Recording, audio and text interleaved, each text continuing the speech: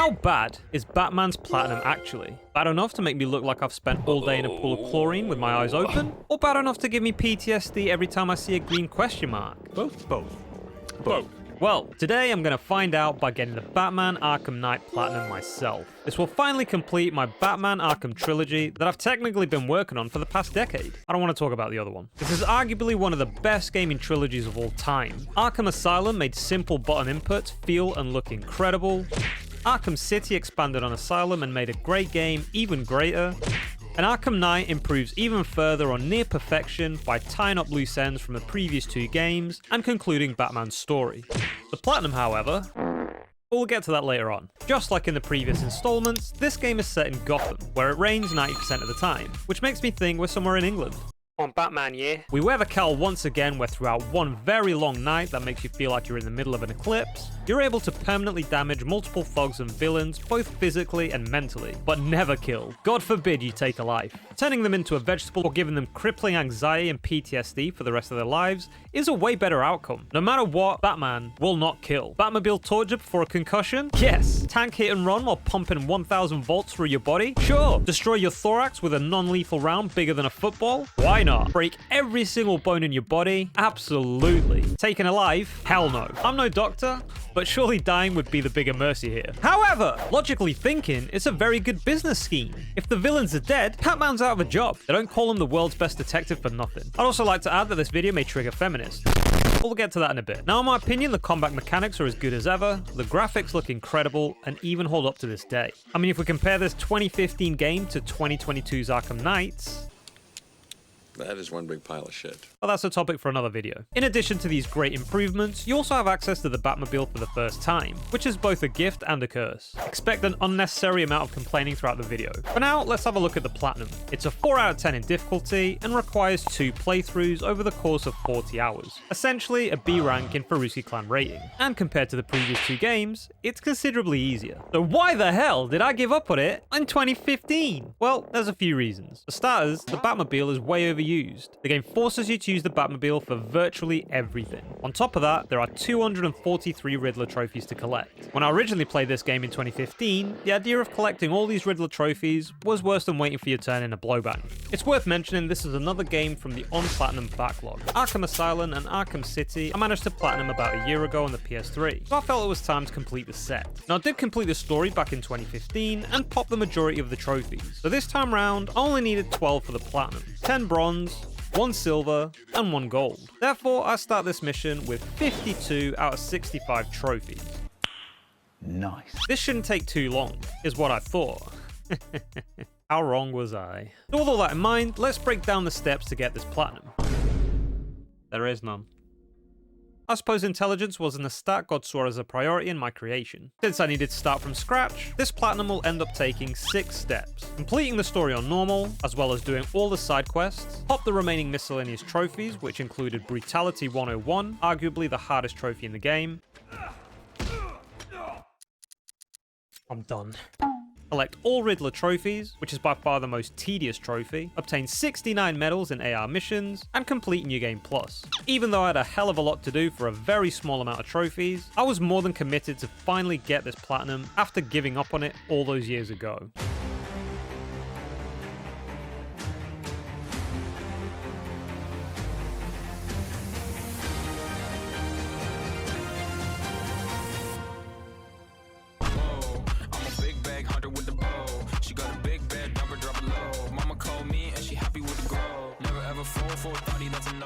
New story. Let's go! I started by choosing a special kind of suit to fight crime. Anime Batman. The story starts off with a huge spoiler. So if you haven't played Arkham City, I recommend skipping to... Actually, this game's like 10 years old. You should really know what happens by now. No more spoilers. This is how the Batman died. God damn it, Gordon. Miss me? Well, thank you all for watching, and I'll see you next time. Not really. He commits suicide. We start the game by taking control of a police officer who clearly can't handle his drugs. We find out it's a strand that Scarecrow himself created to let loose on Gotham, most likely because he could get a date on Tinder. With a face like that, it was always going to be a challenge. As a result of this, Gotham is evacuated and left with just the scum of the earth roaming around. Which is great, because it's time for Anime Batman! Look at us all, look at us in our anime outfit. That's not really an anime outfit though, is it?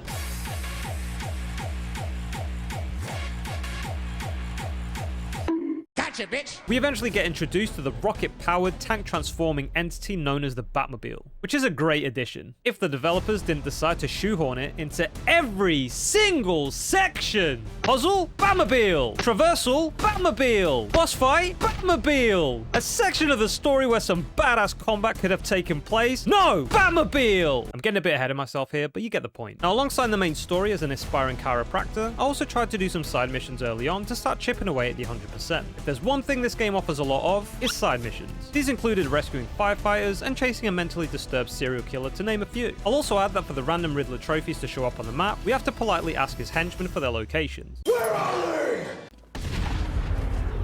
But again, I'm getting a bit ahead of myself here. For now, I really just wanted to steamroll my way through the story. Batman's goal is to arrest every thug and supervillain out on the loose, to then humiliate them further in one single night.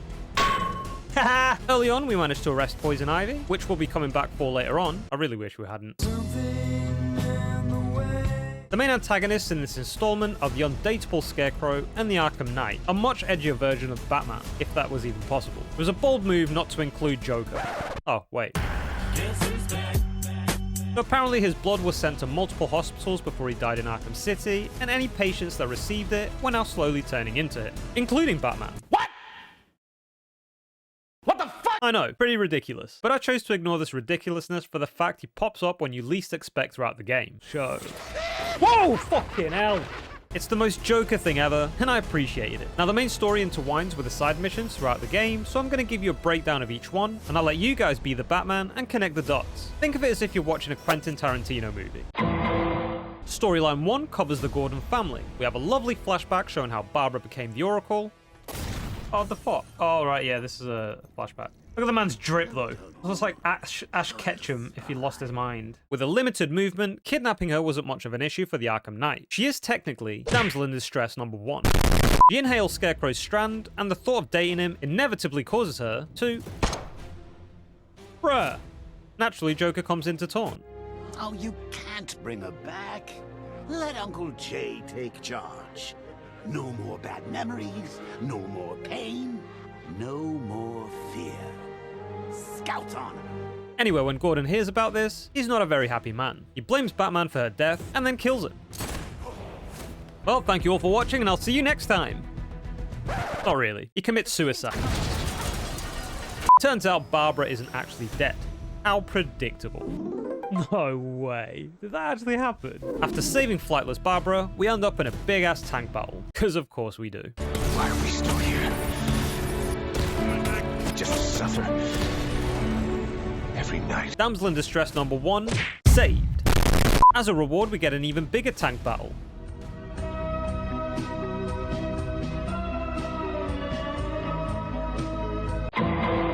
Storyline 2 covers the events around Scarecrow infecting the city with his new strand of weed called Fear. Now, I'm no expert, but I don't think this is very beneficial to the community. A few creepy scenes here. Now, to stop the gas, we teamed up with a very pale Poison Ivy. What the hell is even that? Seriously, what happened to her between all the Arkham games? Anyway, we needed to revive some big-ass flowers that would suck in the fear gas. Really need to find out the name of these ultra-suction flowers. At this point, the developers decided to shoehorn some more tank battles. A Cobra tank. Now, to destroy these, they needed to be shot from behind, just like Alexis, Texas. Now, on my way to reviving said plants...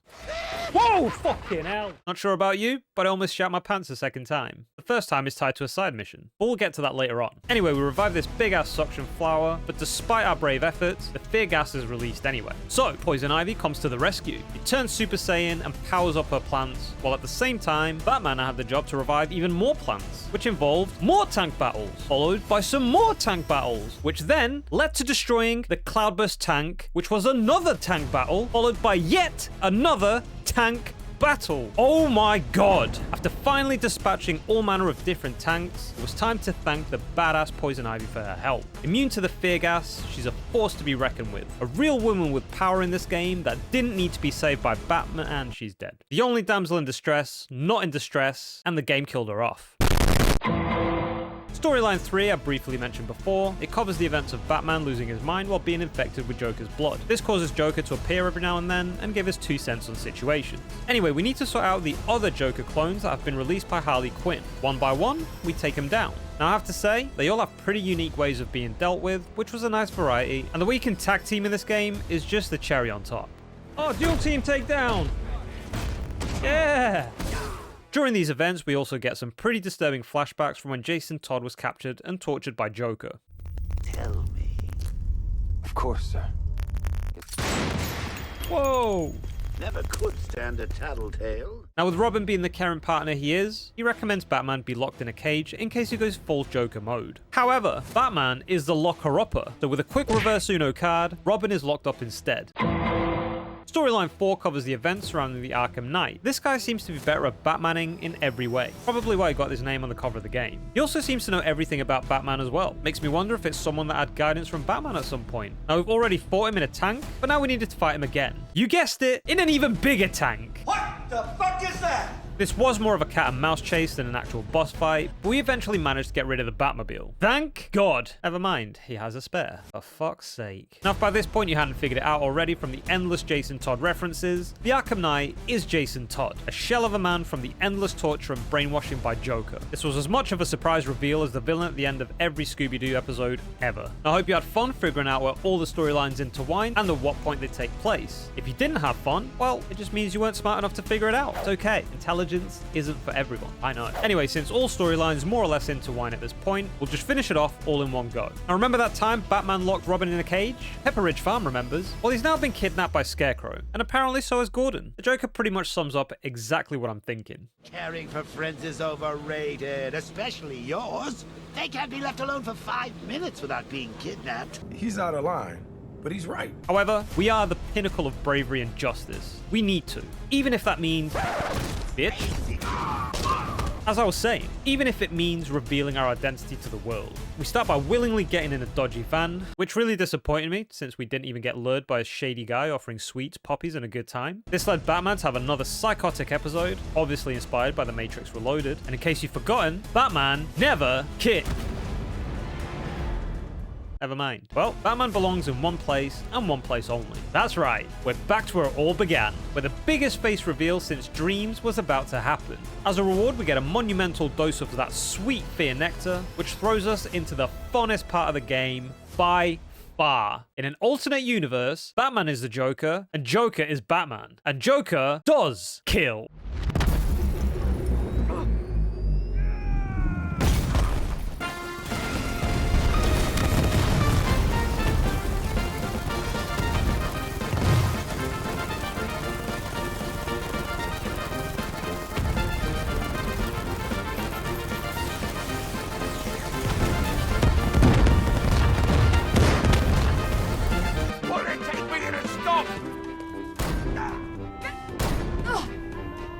Can't believe you.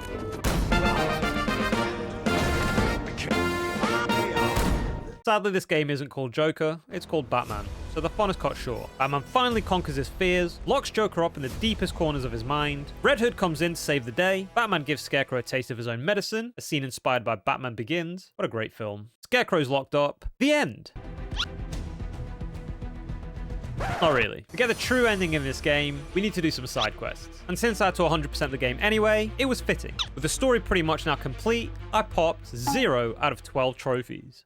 No one knows what it's like to be the bad man. Wow. Realistically, after a bit of reflection, I should have really tackled these alongside the story, both for avoiding repetitiveness, but also to unlock more upgrades. But again, I proved that the intelligence stat isn't strong with my build. There are about 11 side missions to complete, and even though I dipped my toe in a few of them, I hadn't completed any. I did use some guides for some of the locations to some of them, because I ain't got the time or brain capacity to look myself. For the Riddler trophies though, I just needed to politely ask some of the thugs walking around. Where are they? Started by tackling Lamb to the Slaughter, a cult leader had captured Henry Cavill and was planning to sacrifice him to the Gotham gods. This was pretty straightforward, since all I had to do was take down all the cult minions, and then its leader with a special takedown. Feet on stony ground. Behold, Cape Deep! I moved on to Gotham on Fire. This had one of the most annoying villains in the game, Firefly. This maniac loves burning down buildings and then flying away. It always took me way longer than what it should have to catch this muppet. How close do I need to get? 1 hour later. Hey, can you stop being a little funny? 1 eternity later. Hey!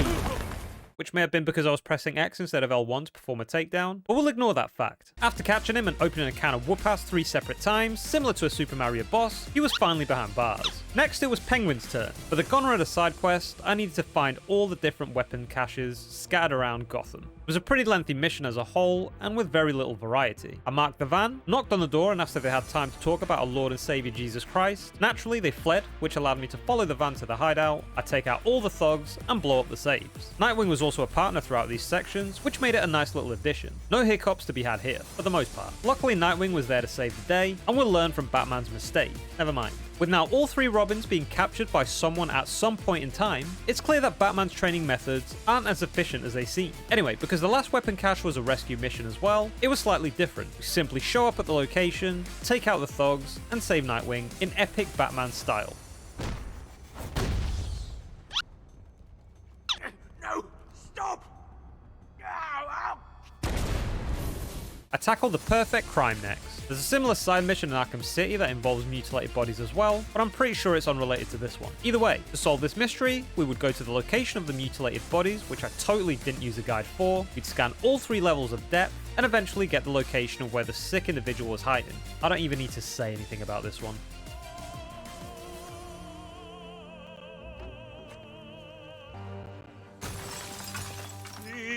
Coming for you, Bat! Yes, my lovely.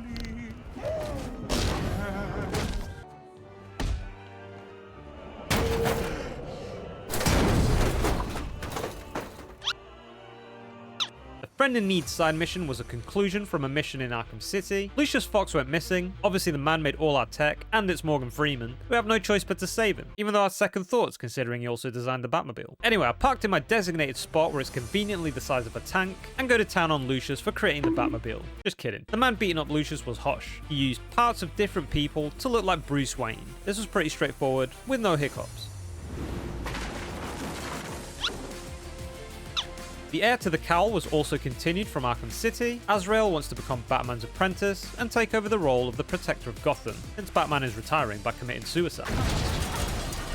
In order to do so, he needs to prove himself to Batman. We control Azrael in different combat scenarios where we can't be hit. We later on find out that Azrael is actually a psycho being controlled by an organization called The Order. Not gonna lie, gave me a lot of Assassin's Creed vibes.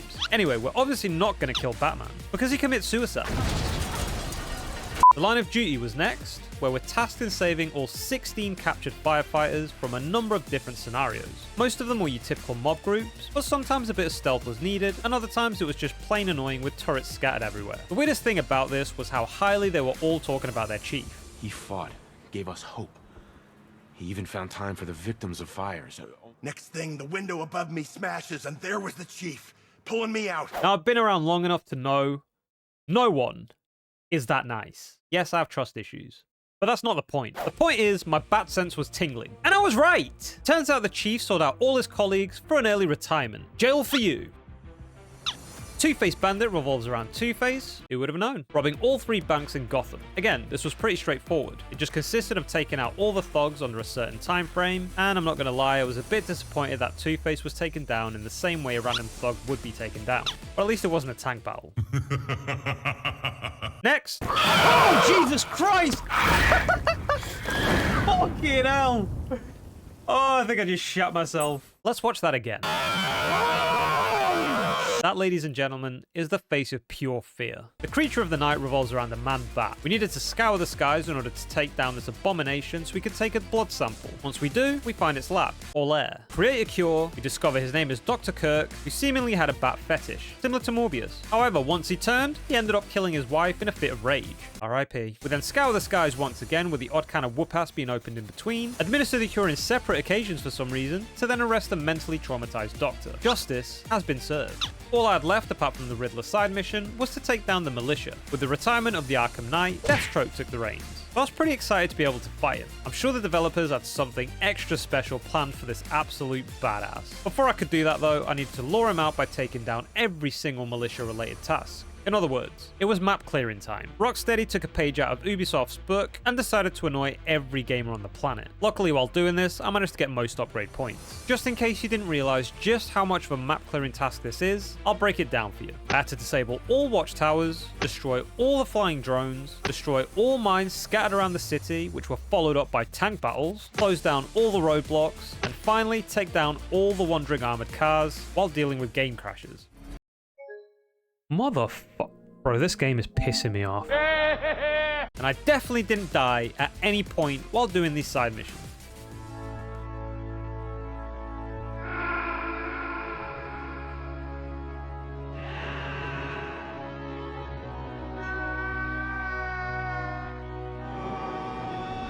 After all the map clearing, it was time to fight the sword-wielding, infamous assassin, multi-gadget using Deathstroke.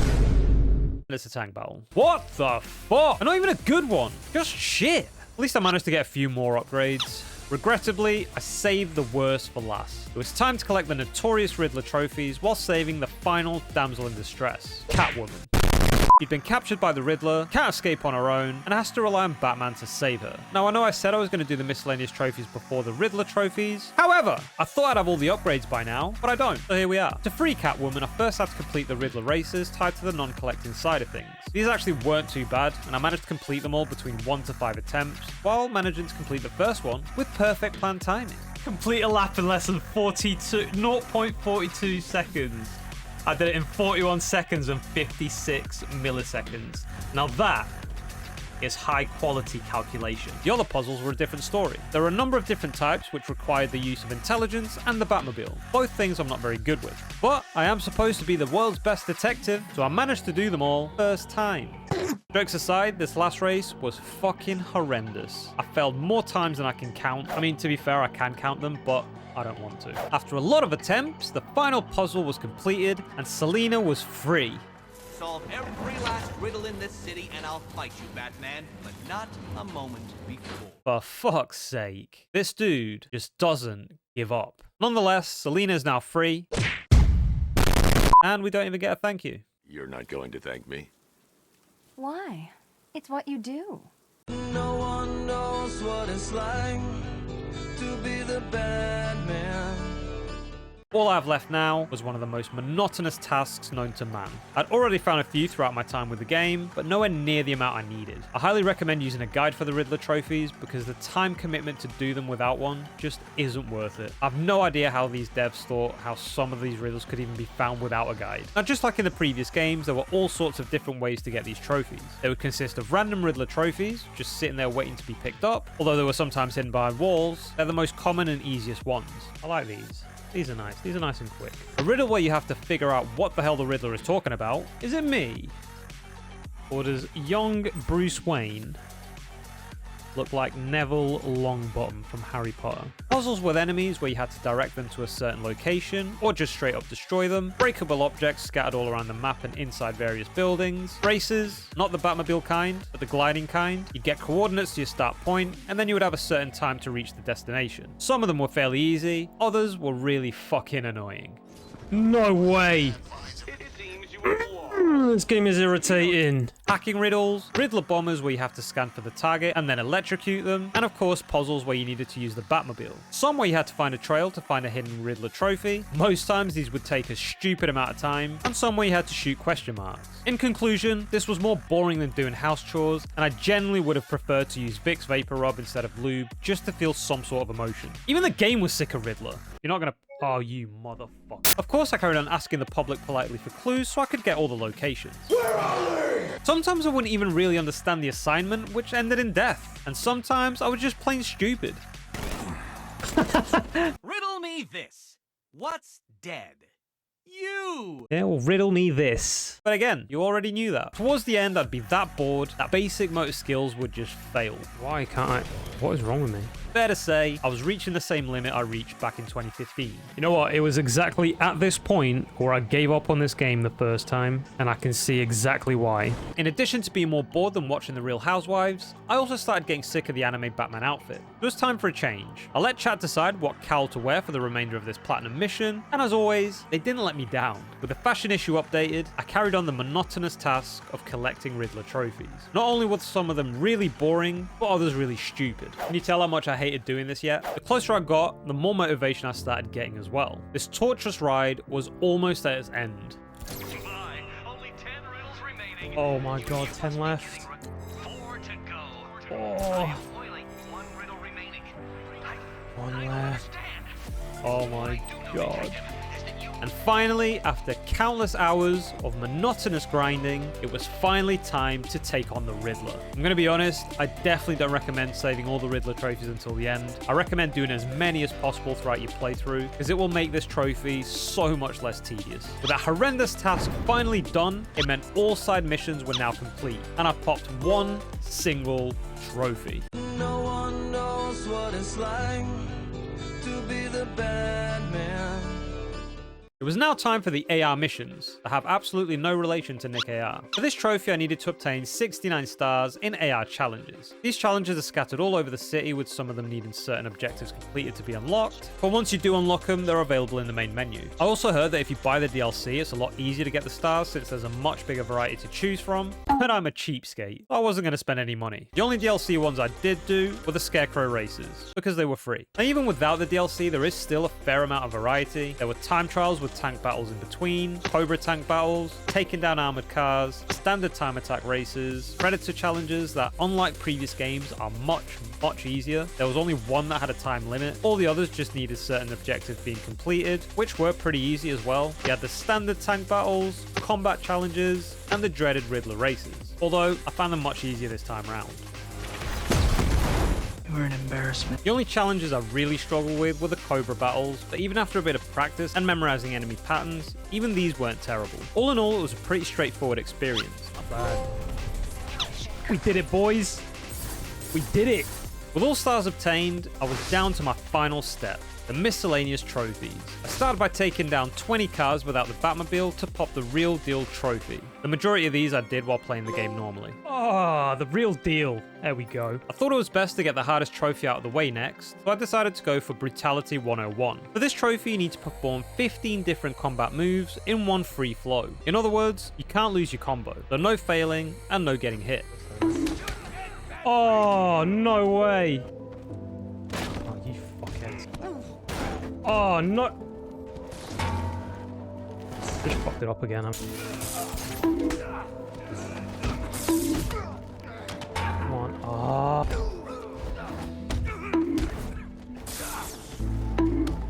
Oh, you. How did you miss that? I fucked it up, bro. Oh, that was the last. That was the last one. Because of this. Because I get. Fucking cockhead, you piece of shit.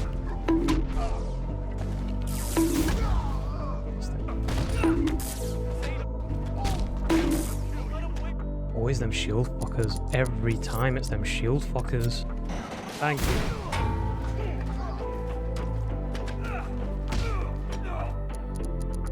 I'm done. It really wasn't a good time. I feel like by this point the burnout was starting to get to me, so it's time to call it a day. The next day. I returned to the grind after calming down and adding a few more decorations to my walls that look suspiciously like punch holes, and after a bit of practice, I finally did it.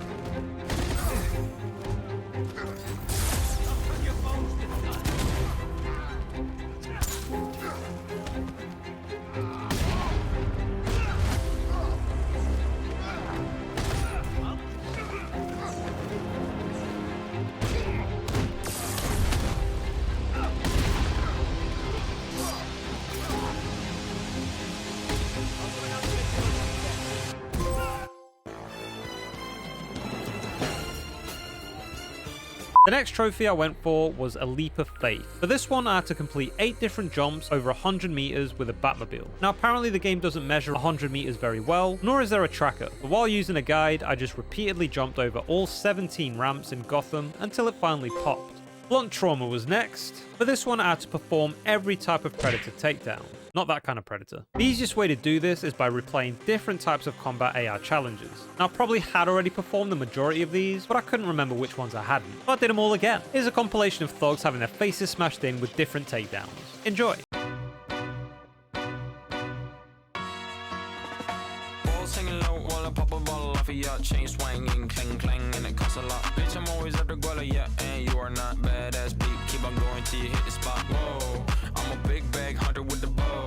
She got a big bed, number drop it low. Mama called me and she happy with the grow. Never ever fall for a thotty, that's an oath. For the choice of weapons trophy, I had to use all 5 Batmobile weapons successfully in one tank battle. Personally, I did this on the one-man army AR challenge. Once that was done, the trophy was mine. I also used the same challenge to hit 5 tanks in a row with a critical hit for the point of impact trophy as well. Next, it was time for the Run the Jungle trophy. For this one, I had to fly under the 3 main bridges between the islands in one continuous glide. It took some practice, but it wasn't too hard. I have to admit, the gliding is so much better in this game compared to the previous installments, and the devs wanted you to know that. Anyway, once I glided under all 3 bridges, I popped the trophy. The final miscellaneous trophy I needed was Seduction of a Gun. For this, I once again used the one-man army AR mission and repeated it again and again until I achieved 50 critical shots on light tanks. With every trophy now obtained in this playthrough, it was time to end Batman's story, where he says goodbye to the cowl and finally commits suicide.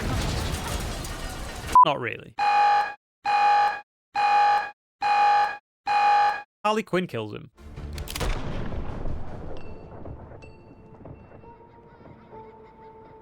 Anyway, the game ends with a really weird cutscene that I have no idea what it means, but it looked cool as fuck, so, you know, I'll take it.